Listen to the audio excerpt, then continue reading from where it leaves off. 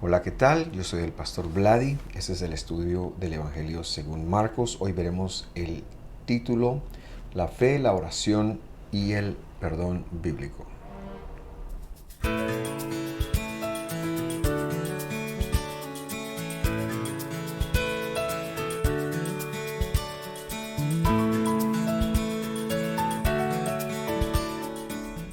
Con la misma alegría de siempre, les damos a cada uno de ustedes la bienvenida a este espacio de estudio del Evangelio según Dios lo reveló a Marcos en castellano. Y es que hemos llevado ya con el de hoy 68 estudios en donde venimos develando desde las lenguas originales, pero también haciendo una adaptación desde el arameo que el maestro habló, desde los términos hebreos, muchos hebraísmos, y venimos haciéndolo lo más apegado al contexto que podemos. Seguramente en esta obra podrá ser mejorada por otras personas que estudien, que la traigan más adelante, pero queremos poner nuestro granito de arena para que haya un despertar de lo que las escrituras hebreas, incluido el Evangelio, el Nuevo Testamento, dicen. Vamos a orar para que el Señor nos ayude en tan titánica tarea y pedimos a Él su favor.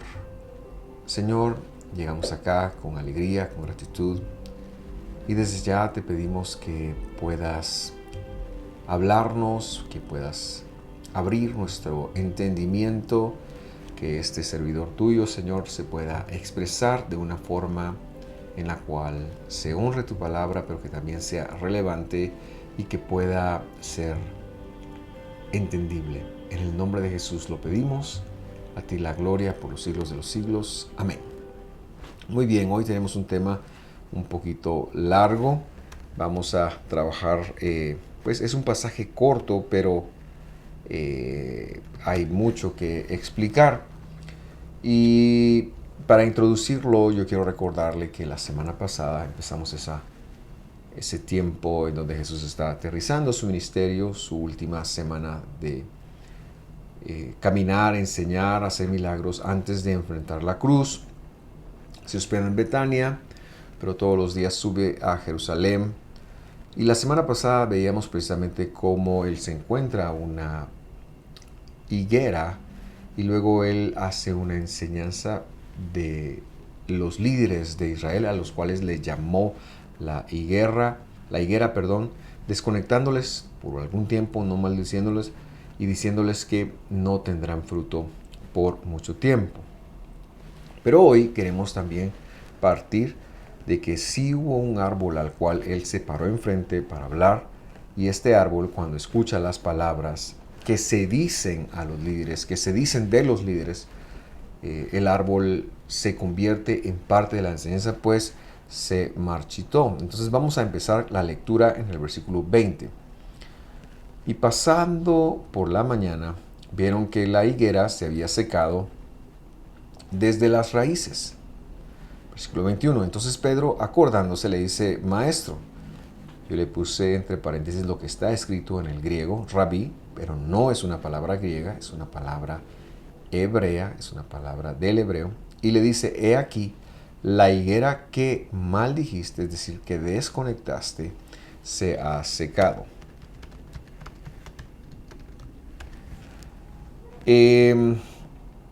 Quiero empezar entonces, porque me gusta lo que hemos aprendido, poderlo compartir. Quiero empezar hablando de la palabra rabí. La palabra rabí. Y esta palabra tiene dos acepciones. Es decir, puede originarse en dos cosas. La primera es la palabra rab con el posesivo i. En hebreo, el posesivo va de último. Rabbi es mi rab. Como que yo estuviera en castellano diciendo mi rab. Y rab, es importante hacer notar que no quiere decir maestro. Él no le está diciendo mi maestro. Quiere decir abundancia. La palabra rab es abundante, abundancia, algo muy grande. Y este era el nombre que se había popularizado entre las escuelas de Israel y así se los llamaba a los maestros. Es decir, ellos le llamaban nuestra abundancia, era un título casi que de pleitesía. Entonces, cuando él decía Rabí, Pedro le estaba diciendo mi abundancia. Esa es la primera acepción, porque era una costumbre en el Israel del primer siglo que ya llevaba más de 150 años con una fuerte discusión teológica, interpretativa, farisea, que se les empezó a llamar mi abundancia. ¿De dónde obtuvieron este tema? Bueno, primero viene de la tradición oral de ellos o la tradición de los ancianos interpretando un versículo bíblico, que es el de Isaías 54:13. Leámoslo. Dice, todos tus hijos serán enseñados por el Señor, por Adonai, y grande, entre paréntesis, yo le voy a escribir sin paréntesis lo que dice y entre paréntesis cómo lo vieron los fariseos. Los rab, y grande, dice, y ahí dice, y rab, entonces los rab, dicen ellos, será el bienestar de tus hijos, será el shalom de tus hijos. Pero ellos lo pusieron en plural y dijeron, y los rab, los abundantes, serán la shalom, el bienestar de tus hijos. Tenían una buena autoestima. Un maestro en Israel del primer siglo era alguien considerado como muy grande, con mucho respeto. Había mucha, por supuesto, no menospreciamos el estudio, las horas de esfuerzo que se tenían en este entonces para llegar a ostentar el título de abundante, de Rab. Pero lo que sí podemos decir es que todo esto se llevó a un extremo quizás no deseable, porque se los llegó a ver como los que hacían heredar el mundo. Es más, hay una historia, o muchas historias en la Mishnah, por ejemplo, en donde se lo ve al rabino haciendo un exégesis y se lo describe a Dios en el cielo diciendo, wow, esta no me la sabía. No sabía que existía eso, y de alguna manera Dios haciendo una adaptación por lo que el rabino dijo. Esa es la forma como se llegó a ver, y nosotros podemos refutar esto muy fácilmente diciendo que nadie está sobre la escritura, que la escritura está sobre todos, que lo más importante es estudiarla, comprenderla, sobre todo con el lente de Jesús. ¿Y cómo Jesús vio esto? Respondo con una escritura en Mateo 23:7. Hablando de los rab, de los abundantes, dice que ellos aman las salutaciones en las plazas y ser llamados por los hombres rabí, rabí, o sea, mi abundancia, mi abundancia. Versículo 8, mire cómo lo manejó Jesús. Mas vosotros no queráis ser llamados mi abundancia, rabí, porque uno es vuestro maestro, el Mesías, y todos vosotros sois hermanos.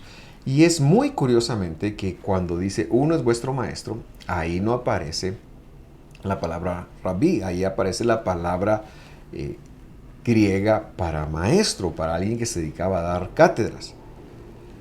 El maestro, el que sí sabe, el que no se ha fabricado un nombre, un título que significa algo, que lo desvió de la escritura, pero el que sí sabe es Jesús. Es Jesús. Y él lo que está diciendo es, mira, no le digas a nadie que sea tu abundancia. Tu abundancia no se trata de eso. Tu maestro es el Mesías. Y por eso cuando nosotros hemos decidido interpretar el Evangelio, o más bien dicho, cuando hemos sido llamados por Dios a interpretar el Evangelio, lo hacemos por todos los medios desde la cosmovisión del Mesías. Un único Dios que no se va a contradecir en sus pactos. Un Dios que no se va a contradecir en su palabra. Un Dios que dijo, el cielo y la tierra pasarán, pero mis palabras no pasarán. Entonces la primera acepción era mi abundancia. Y Jesús dijo, miren, no está diciendo que no le llamen maestro a nadie, sino que no le digan mi abundancia, que no haya esa pleitesía, esa admiración a ciegas por una persona que ha estudiado tradición oral o que sabe la Torá de pe a pa. No, dice él, el maestro de ustedes, Y ahora sí, el maestro es Jesús, es el que sabe. Y nosotros vamos a Jesús para ser ilustrados, para ser enseñados, pero al Jesús que vivió hace 2000 años, no al que hoy se predica en muchos púlpitos como muy alejado de su palabra. Esa es la primera acepción. La segunda acepción es que Rabí se le llamaba también en Israel, esta es otra cosa aparte, y he dicho, no son mutuamente excluyentes, al contrario, se pueden incluir. Podríamos decirle a Jesús nuestra abundancia, por supuesto, pero un rabí también era en Israel un maestro autodidacta que no venía de una casa, que no tenía una shmijá, una imposición de manos, pero que se había superado, había sido autodidacta y empezó a tener discípulos de la Torá, que sus enseñanzas eran aceptadas, que también empezaron a ser otros discípulos. Esto es la palabra rabí, esta es la otra acepción de la palabra rabí. Así que Pedro sí tiene acierto en llamar a Jesús rabí, primero porque sus discípulos ya bautizaban a otros discípulos, pero también por el hecho de que él es la verdadera abundancia. Muy bien, vamos a seguir la lectura, pero antes yo quiero decirle que lo que estamos a punto de enseñar y a punto de interpretar no es algo muy común hoy en día. Las iglesias hoy en día, cuando llegan a estos pasajes, se llenan de mucho positivismo, no conocen las reglas gramaticales, no conocen las palabras, no se lo interpreta a Jesús hablando arameo, sino se lo interpreta hablando griego. Y si nosotros vamos a estudiar a Jesús por las palabras griegas del Nuevo Testamento, sin hacer la equivalencia de lo que Jesús dijo, vamos a perdernos de mucho y vamos a irnos por caminos torcidos. Y yo pienso que esto ha sido lo que ha ocurrido a lo largo de la historia. Porque aunque el Evangelio escrito sí nos llega en griego, Jesús no dijo estas palabras en griego. Estas palabras, aunque nos lleguen en griego, han de ser entendidas en el idioma semítico en el cual se dieron. Y este pudo ser solamente uno de dos casos. En primer lugar,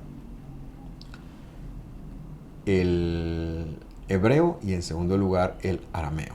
Pero vamos a continuar. Muy bien, y ahora sí vamos a leer, solo quería hacer esa pequeña advertencia. Y dice así, Marcos 11:22.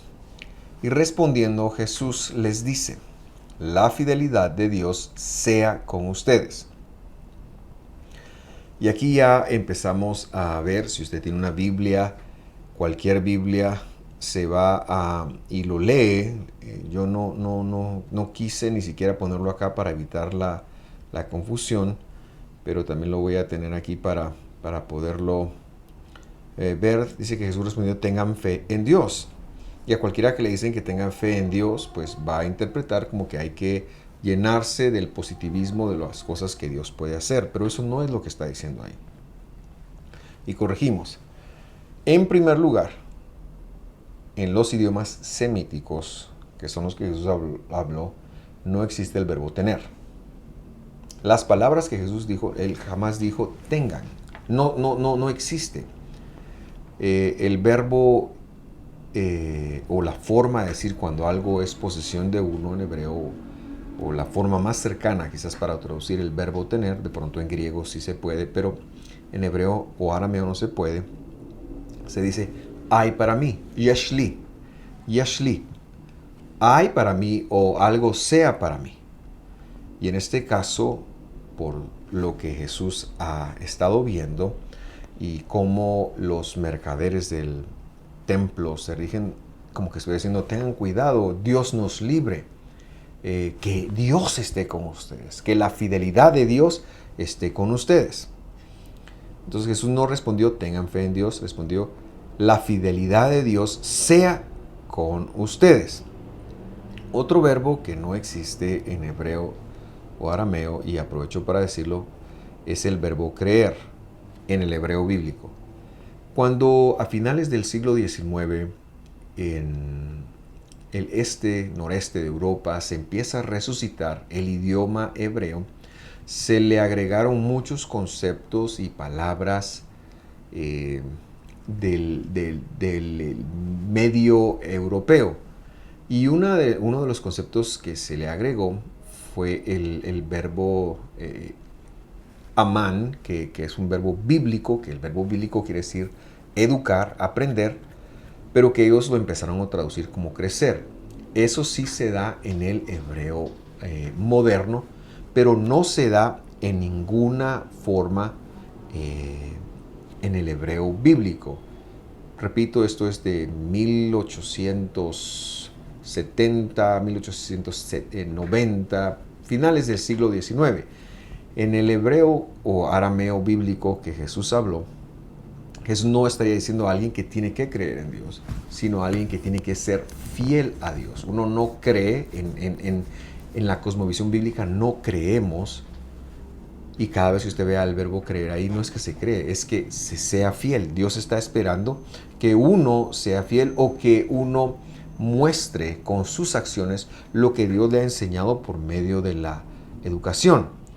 Entonces, importante decir que ponen fe en Dios, y esa preposición también tiene un problema porque le deja al hombre con una potestad. Traducir esto como tengan fe en Dios ha hecho mucho daño porque ha puesto el poder en nosotros. Y hay algo que nos tenemos que aclarar, porque eso es muy alejado de la verdad. El poder, el verdadero poder, lo que la Biblia enseña como poder, le pertenece única y exclusivamente a su majestad, el Mesías, a Él toda la gloria, al Hacedor del cielo y la tierra. Lo que Él compartió con usted y conmigo para hacer su obra aquí en la tierra es su autoridad, pero sigue siendo el poder de Él. Nosotros no estamos aquí de ninguna manera para pensar que si creemos suficientemente en Dios, podemos hacer que Dios haga las cosas que creemos. Existe mucha arrogancia en pensar de esa manera. No se trata así. Nosotros somos siervos del Dios Altísimo acá, esperando instrucciones que Él nos diga qué hacer y ser fieles a las instrucciones que Él nos dará. Esta forma de verlo ha generado mucho orgullo, ha generado mucha prepotencia, y hoy hay gente que similarmente al mundo fariseo hace 2000 años, pues le está dando órdenes a Dios, está diciendo que Dios, que uno sí puede hacer cambiar a Dios de idea, y esto es muy complicado, porque que nosotros tuviéramos el poder es muy complicado, no lo tenemos. Y cuando vengo a mencionar yo algo así, yo sé que puede ser un poquito decepcionante porque nos gusta el poder. Sin embargo, no podemos agregar un día más a nuestra existencia. Hay muchas cosas que se nos impiden hacer. Si Jesús estuviera en este momento caminando la tierra, Él podría secar mares, Él podría mover montañas, Él podría hacer lo que Él quisiera. Y de hecho, por medio de su creación, Él se sigue manifestando. Pero el poder no es discrecional de nosotros, el poder es de Dios. Uno de estos ejemplos de que debemos de aprender a usar fielmente el poder de Dios es, por ejemplo, Eliseo.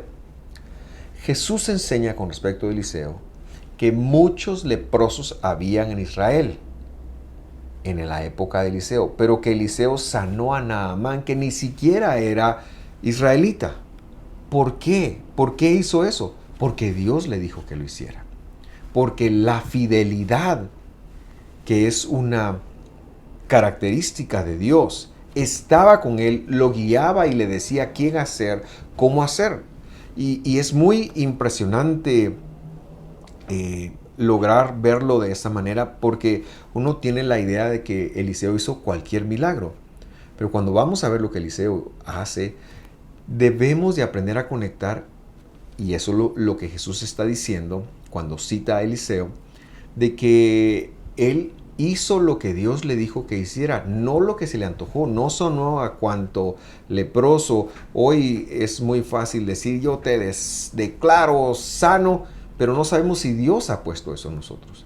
Claro, creemos en la sanidad, creemos en la oración, creemos en la fidelidad de Dios, pero debemos de aprender a conectar que esta viene de Dios. Y por eso la oración de Jesús fue que la fidelidad esté con ustedes para guiarlos, para decirles qué hacer, para decirles cómo hacerlo. Un versículo que ayuda mucho a entender esto es Efesios capítulo 2, versículo 8. Y vamos a hacer un exégesis de este versículo. Dice, porque por gracia sois salvos. Estamos todos claros que Dios nos escogió y que Él decidió salvarnos, que nosotros no tenemos un papel en ello, sino que es por su gracia. Lo vil y lo menospreciado, no nos gusta ponernos en este papel, pero eso fue lo que Dios hizo, escogió lo vil y lo menospreciado. La salvación, entonces, está diciendo este versículo, es por gracia. ¿Qué quiere decir eso? Que no hay mérito en el salvado, sino que el mérito todo reside en el Salvador. Ahora sigue existiendo, sigue agregando. ¿Cómo? Por medio de la fidelidad. Incluso si quisiéramos leer fe ahí, que es lo que la gran mayoría de Biblias dice, porque por gracia sois salvos por medio de la fe, dicen, por medio de la fidelidad. Ahora, ¿cuál es esta gracia? Esta gracia y que nos salvó es Dios colgado en un madero. Esa es la gracia que nos salvó. No es que yo creí en Dios, sino la salvación puede existir solamente porque Dios en el madero dio su vida. Entonces somos salvos, por gracia, por la fidelidad de Dios, porque Él le dio una promesa a Abraham y no descansó hasta que siglos después Él dio su vida por nosotros en el madero. Pero lo que a mí me llama la atención mucho, y si quiere dejamos la palabra fe para que usted lo conecte, dice, porque por gracia sois salvos por la fidelidad. Y esto no es de ustedes. ¿Qué cosa? La fidelidad, la fe. El hombre no puede ser fiel con respecto de Dios, no puede ser fiel con respecto de salvación y no puede ser fiel o tener fe con respecto de la obra de Dios. ¿Qué es? Es don de Dios. Es don de Dios. Dios es el que viene y le da un don a un hombre o a una mujer para decirle, mira, yo quiero que pongas tus manos y sanes a tal persona. Claro, hoy en día hay muchas campañas de sanidad masivas y hay mucha gente que es sana, pero sigue siendo por la fidelidad de Dios, sigue siendo porque Dios inspira a hombres y mujeres. El problema es que también hay gente que no lo es. No todos los que pasan son sanos, no lo son. Y muchas veces eso se trata de maquillar y ni siquiera hablemos de milagros falsos. Entonces, lo que sí debemos de estar sabidos es que la fidelidad y toda la obra de Dios es por gracia, por medio de la fidelidad de Dios. Pero esto no es ni suyo ni mío, no es humano. La fe, la fidelidad no es nuestro. Nosotros somos tan malos que si hubiéramos vivido en el tiempo de Jesús, no le hubiéramos creído a menos que Dios nos llamara y hubiéramos participado de su crucifixión. Es difícil decir eso y yo estoy seguro que muchos dirán, no es posible. Pero es que no es posible porque Dios se le reveló. Pero si usted hubiera vivido en ese tiempo sin la revelación de Dios, bueno, ni siquiera es bueno mencionarlo. Ahora, quiero recordar también, hablando de que la fidelidad sea con ustedes, que cuando Jesús se dirigió por medio de la parábola de la higuera al liderazgo, inmediatamente de que dice esta parábola, va al templo y se encuentra que este es un mercado de la fe. Lo explicábamos la semana pasada y entonces que si usted quiere sacrificar un cordero que usted llevaba, no se lo permitían, tenía que venderlo. Eso sí, ellos se lo compraban por 1/3 del dinero y entonces ya usted tenía que invertir algo más para obtener salvación. Y es lo que Jesús dice, miren, eso es lo que no quiero que se esté pagando por milagros. No, y la lección que va a dar es una lección de fidelidad y empieza diciendo que la fidelidad de Dios sea con ustedes. Lo que nosotros deberíamos de procurar es ser canales de la fidelidad de Dios. Pero esto nos lleva a hacer un alto en lo que estamos haciendo, en el ministerio que estamos haciendo y a ponerlo en función de Dios. ¿Qué es lo que tú quieres, Señor? ¿Qué es lo que tú quieres? Porque la fidelidad es de Dios. No es un convencimiento humano, no es una concentración mental, no es un creer, creer, creer. Esa no es la fidelidad bíblica, esa no es la fe bíblica. Esto es un invento que se ha tenido por medio de los siglos y que en los últimos 30 años, eso sí he de decirlo, pues se lo usa, se ha expandido, se ha propagado muchísimo más que antes esta forma de ver. Y yo pregunto, si nosotros con fe pudiéramos alcanzar y lograr cualquier cosa, ¿para qué necesitamos a Dios? No lo necesitaríamos si con fe pudiera hacerse cualquier cosa, pero lo necesitamos porque lo que somos nosotros es infieles a Él. Pero bueno, vamos a seguir leyendo porque esto necesito seguir explicando y esto se está poniendo muy interesante. Versículo 23 dice, amén les digo, que cualquiera que dijere a este monte, quítate y échate en el mar, y no racionalice en su corazón, mas fuere fiel, que será hecho lo que dice, lo que dijere le será hecho. Y nuevamente, este versículo se ha interpretado de una forma muy humanista, ¿verdad? Y tenemos que entender el contexto de lo que Jesús había ya dicho, o sea, que la fidelidad estuviera con nosotros. Si la fidelidad está contigo, entonces si Dios te dice, párate frente a un monte y échate en el mar, ahí no dice no dudes, sino ahí dice no racionalices. De hecho, la palabra que traducen como duda es una palabra que quiere decir, a ver, ¿dónde está esta palabra? Es poner hacia abajo, poner hacia abajo, es tomar algo que Dios ha hecho y que Dios está poniendo, por eso es que es congruente, ¿verdad? Si la fidelidad viene y te dice, háblale a este monte y échate en el mar, y no racionalice, es decir, no se pongan a racionalizar, no se pongan a... Claro, la duda es parte del raciocinio de las cosas, pero no es que si yo dudo Dios va a dejar de hacer las cosas, sino que ahí existe un mandamiento de que ante la palabra de Dios, ante la instrucción de Dios, yo no me debo de poner a racionalizar como una condición. Yo he escuchado este mensaje muchas veces y todavía no conocí a alguien que pudiera mover una montaña por sí solo. Puede que haya alguien o puede que esté siendo muy sarcástico y quizás me retiro de eso porque no es la intención. No estoy alegorizando porque Jesús lo dijo. Pero lo que sí quiero enseñar es que este versículo lo empezamos con una palabra por demás interesante, la palabra amén.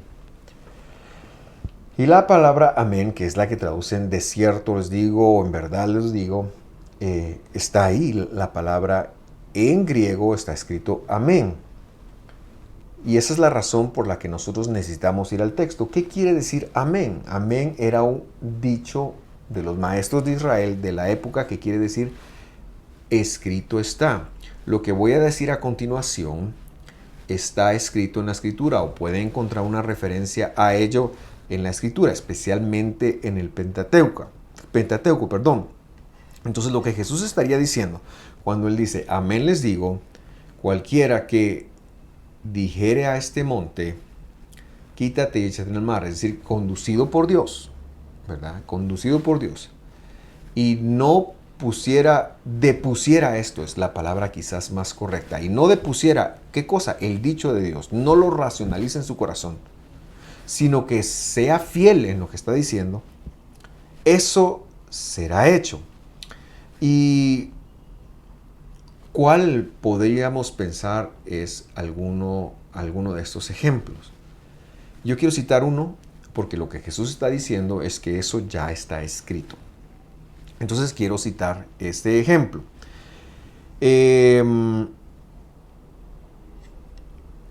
Los espías en Números 12 o Números 13, me parece que hay un momento en donde a Moisés y a un grupo de personas se les ocurre que es buena idea ir a espiar la tierra.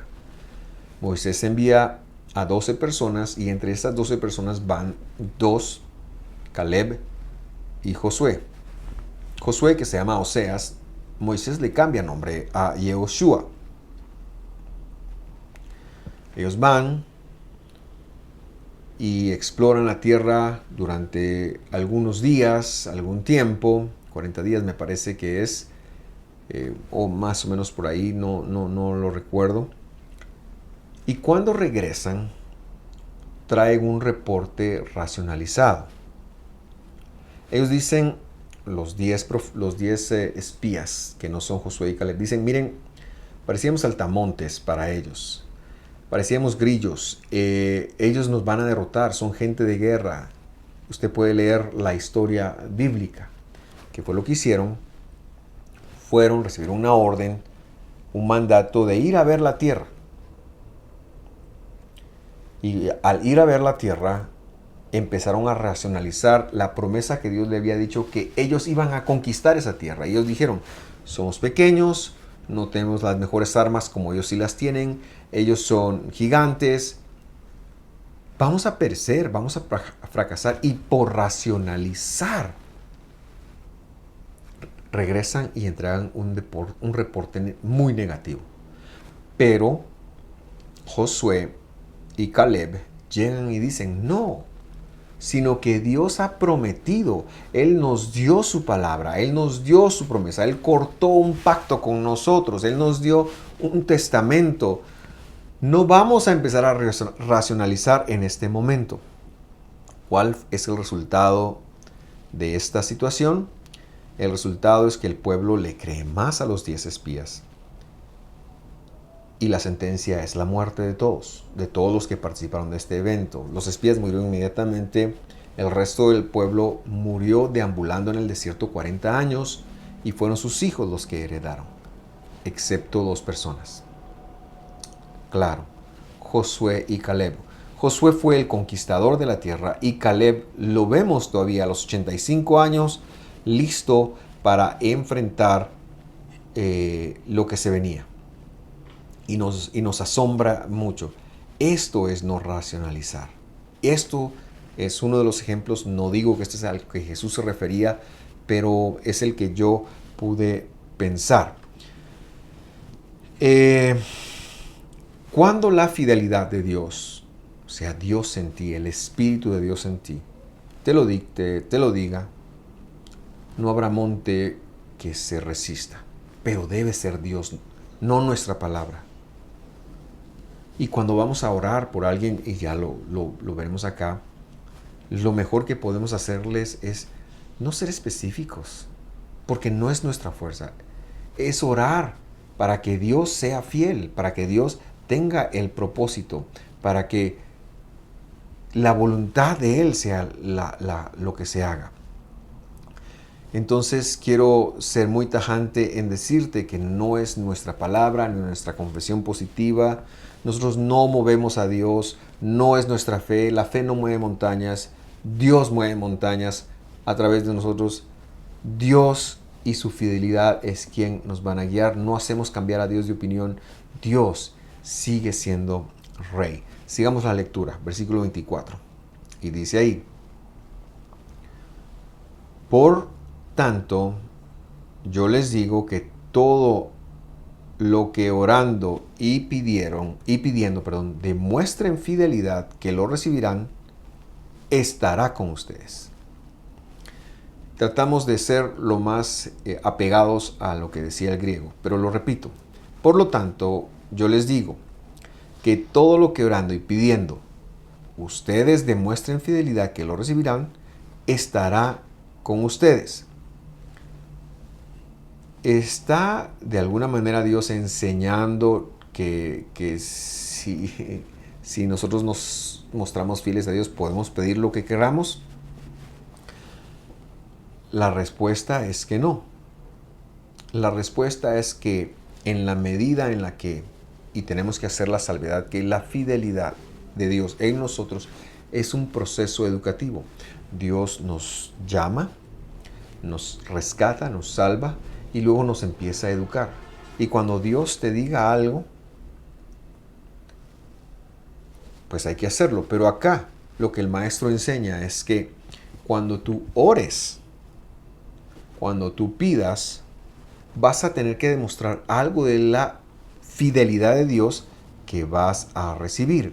Este versículo está un poquito ambiguo y se explica en el siguiente versículo de Marcos. Pero antes de ir a Marcos, yo quiero mejorar la explicación de este versículo leyendo Primera de Juan capítulo 5 versículo 14.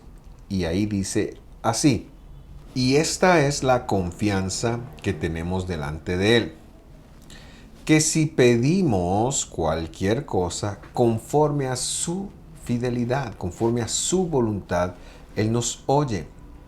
Es que el punto no es que yo haga lo que yo quiera. El punto es que yo haga lo que Dios me pida que haga. Y tenemos que ser un poquito menos arrogantes pensando que a mí me toca sanar o solventar cualquier problema porque yo soy hijo de Dios y yo puedo. Eso es arrogancia.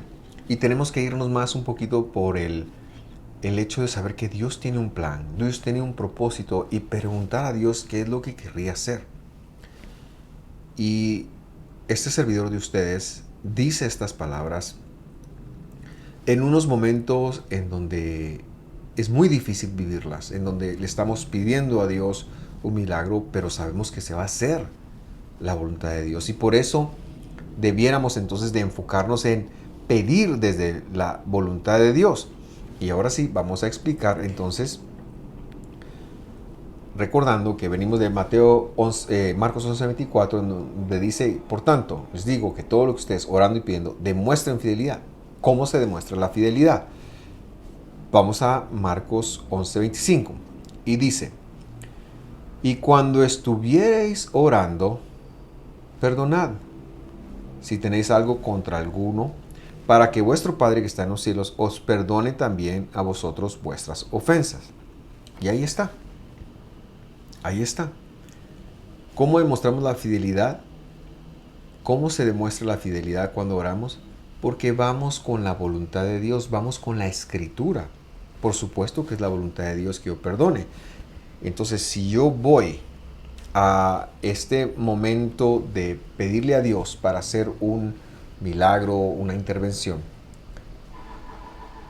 pero hay un mandamiento que dice que yo no debo de aborrecer a nadie, pero tengo un problema, debo de hacerlo. Si no, no hay fidelidad en la oración. Entonces, la fidelidad se demuestra en la medida en la cual nosotros ponemos incluso los sentimientos más terribles de un lado y nos ponemos a hacer la voluntad de Dios. El versículo 26 dice: porque si ustedes no perdonan, tampoco el Padre de ustedes que está en los cielos les perdonará sus ofensas. ¿Qué es demostrar fidelidad entonces? Es cumplir la Escritura. Que cuando oramos lo hagamos cumpliendo con la Escritura en nuestra vida. Que lo hagamos desde la plataforma de que las palabras que van a tener vista en el cielo son las que están escritas. Que cuando nuestra forma de vivir represente lo que está escrito, eso le va a dar visa en los cielos a nuestras palabras. Debemos de orar desde la voluntad de Dios. Ahora, la voluntad de Dios no es algo desconocido. La voluntad de Dios es lo que Él dejó escrito de Génesis a Apocalipsis. Y si nosotros tenemos espacios, hoyos en nuestro cumplir de la voluntad de Dios, no estamos orando conforme y es muy difícil. Y hay otro versículo, estaba pensando también en Santiago 4, me parece que es, pero no lo voy a ver hoy porque muy fácilmente se puede explicar. Entonces, al estar orando hay que pedir dentro de la fidelidad, es decir, dentro del perdón. Ahora bien, quiero hablar un poquito del perdón, el perdón bíblico. Porque todos pensamos que perdonar es simple y sencillamente soltar a alguien, cancelar el daño que nos ha hecho. Y ciertamente ese es el primer paso. Pero el perdón bíblico se extiende mucho más allá. Y lo vamos a ver en la escritura y lo vamos a relacionar a nuestra enseñanza. Entonces nos vamos a ir a Levítico capítulo 19, versículo 17. Dice ahí, no odiarás a tu hermano en tu corazón. Convencerlo convencerás. Así está, Toshiach, Oshiach betojiach. O sea, es un infinitivo y luego es una orden. Convencerlo convencerás a tu prójimo para no dejarlo en el error, para no participar en el pecado de él. Ya me voy a explicar qué quiere decir eso. No te vengarás ni guardarás rencor a los hijos de tu pueblo, sino que amarás a tu prójimo como a ti mismo. Yo soy el Señor. En primer lugar, yo quiero decir que esto se da en un contexto de creyentes. O sea, en nuestras congregaciones así debería de ser. Con personas que temen a Dios así debería de ser. Con personas no creyentes el procedimiento es otro. Porque lo que estoy a punto de compartirle tampoco es muy fácil de digerir. Pero lo vamos a hacer. Vamos entonces a ver cómo Jesús estableció el procedimiento del perdón bíblico, que, como dice Levítico 19:17, tiene que ver con convencer al hermano del error. En primer lugar, no odiarlo en el corazón, sino llegarlo a convencer a tal punto de que no nos vengaremos ni guardaremos rencor, sino que lo amaremos por ser nosotros el prójimo. Entonces, en primer lugar, y para sujetar nuestras emociones a lo escrito, debemos de hacer tres cosas. Estoy interpretando Levítico. Número 1. Cuando usted es víctima de una ofensa, de una situación, de una circunstancia difícil, deje que pase la ira. Dese un tiempo para bregar con la ira. No intente perdonar en el momento de la ofensa. Claro, si tiene una madurez distinta de parte de Dios, pues quizás pueda. Pero mi consejo es procese la ira. Admítase que se enojó. Admítase a sí mismo que está molesto. Y deje que pase un tiempo. Claro, eso no puede ser 2 años. Pero sí por lo menos un tiempo que no sobrepase que no sobrepase las semanas. Ese es el primer punto de partida. Luego, hemos de soltar la carga.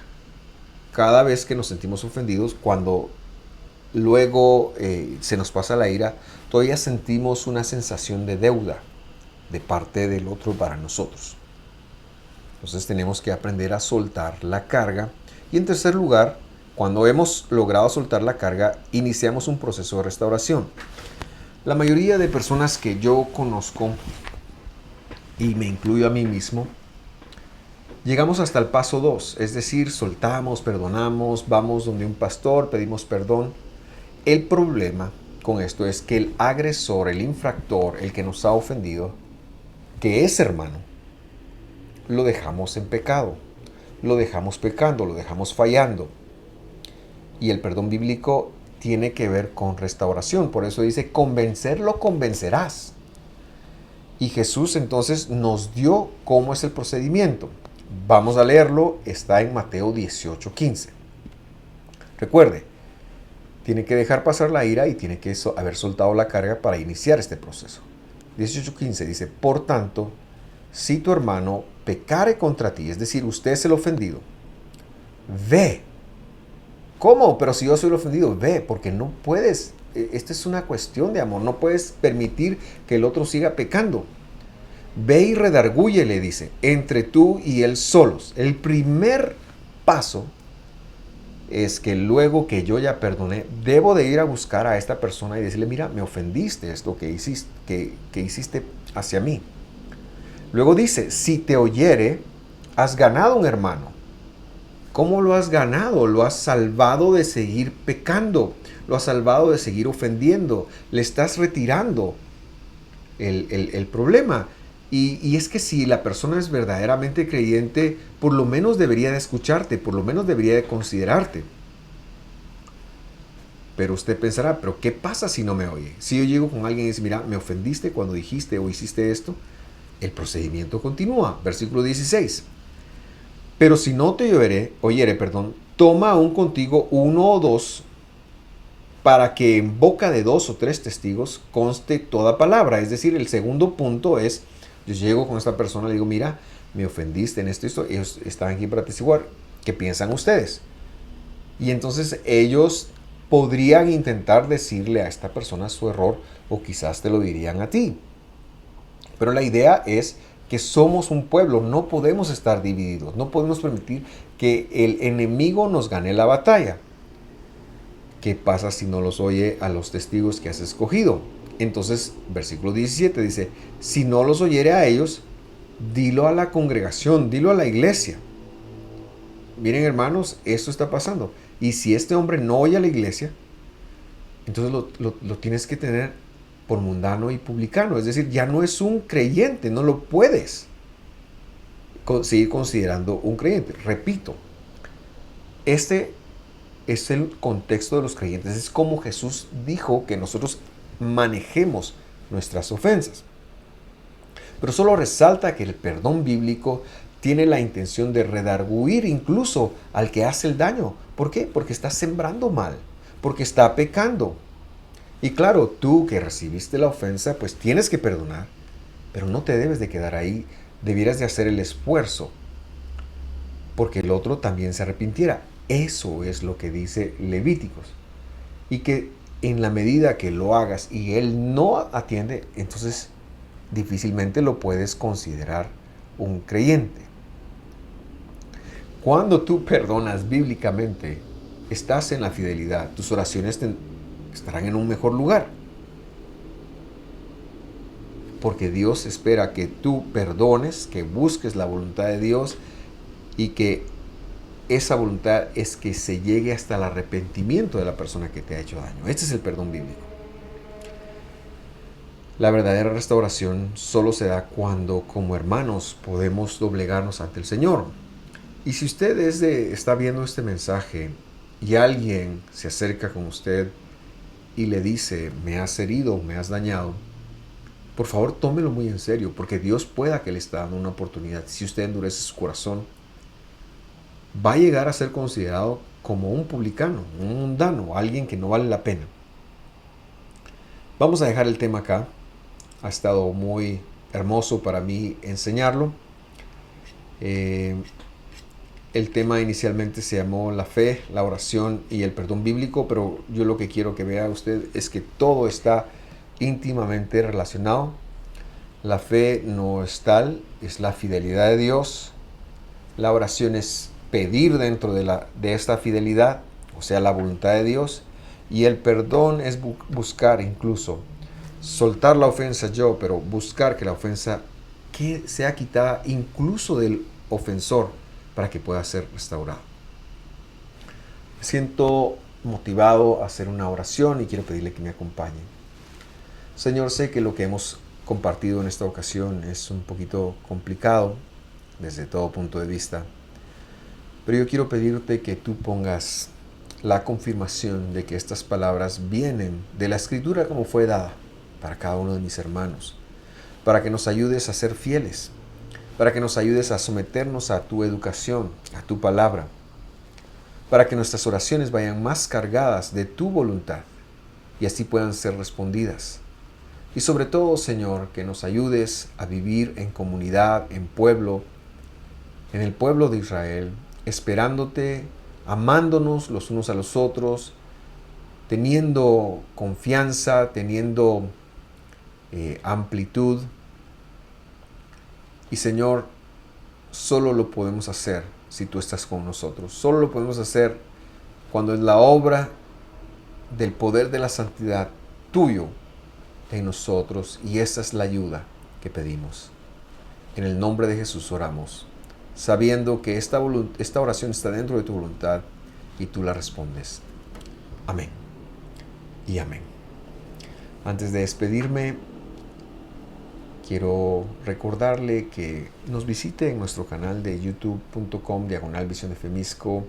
Hay algunas listas de reproducción para usted allí que le bendecirán, muchos temas de prédicas y material que hemos ido subiendo, módulos de discipulado que es introducción a la Biblia, el por qué nosotros vemos la Biblia como la vemos. Y bueno, mucho material que estoy seguro, Gálatas, Marcos, las porciones, ya empezamos otro año de porciones. Gracias por acompañarnos, que esté muy bien, bendiciones, hasta pronto.